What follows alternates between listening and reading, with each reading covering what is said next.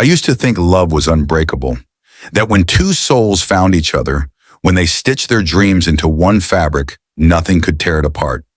With her, I believed that. I believed because every moment in the beginning was painted in colors so vivid I thought they'd never fade. I remember the first nights we shared, when the world outside meant nothing, and time seemed to stop in the space of our whispers. Her touch carried a tenderness that felt like it could heal even the deepest wounds. She would rest her head against my chest and tell me she could hear the rhythm of my heartbeat calling her home. In those moments, it was as if she and I existed in a universe built only for us. Our laughter, the music, our breath, the poetry, our intimacy, the anchor that tied us to the earth. Nights with her felt sacred, like the world had written a story where I was the only man worthy of her soul. She would curl into me as if she belonged nowhere else, and the warmth of her body against mine was more than passion. It was faith. But love is fragile, more fragile than we ever dare to admit, and it doesn't always die with thunder. It slips away quietly, unnoticed, until you look around one day and realize the fire you thought was eternal has been burning in someone else's hearth. At first, I told myself the change was temporary, a season that would pass.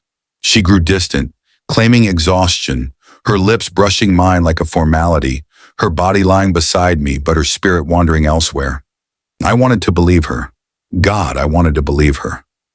I excused the late nights, the sudden laughter at messages she claimed were from coworkers, the perfume that lingered faintly when she came home, a scent I didn't recognize but tried to dismiss.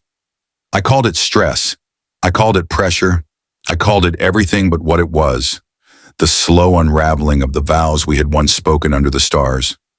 My heart clung to hope even as the signs bled truth before my eyes.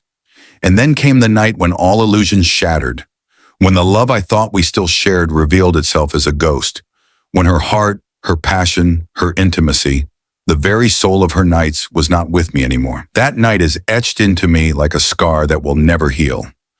I followed the silence of her lies, the trail of deceit she thought I was too blind to notice.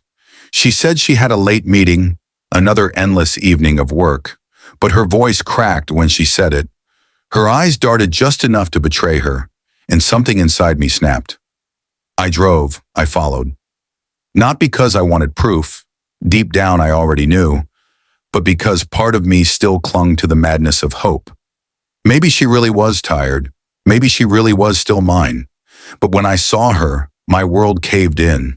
She wasn't tired, she wasn't working, she wasn't mine. She was in his arms, and not just in passing, not just a mistake or a moment of weakness. No, she was alive in a way she hadn't been with me for months. Her laugh was free, her eyes shone with the same fire they once held only for me. Her body leaned into his as if gravity itself had shifted to make them fit. The intimacy that had once been my universe, the passion I thought was ours alone, was now theirs. My chest ached as if it had been split open. I stood frozen, watching the woman I devoted years to, the woman I trusted with my heart, give away everything we had built in the span of one stolen night. It wasn't just the betrayal of flesh, it was the betrayal of love, of history, of promises whispered in the dark. I thought of the way she used to kiss me like I was her last breath, how she once wrapped herself around me as if to shield me from the world, how she once swore her heart beat only for me, and now here she was, beating to a rhythm that wasn't mine.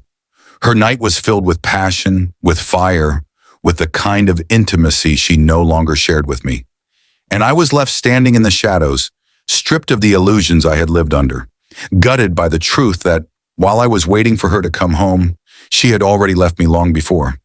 That night didn't just mark the end of my marriage, it marked the death of the man I thought I was, the man who believed love could withstand anything.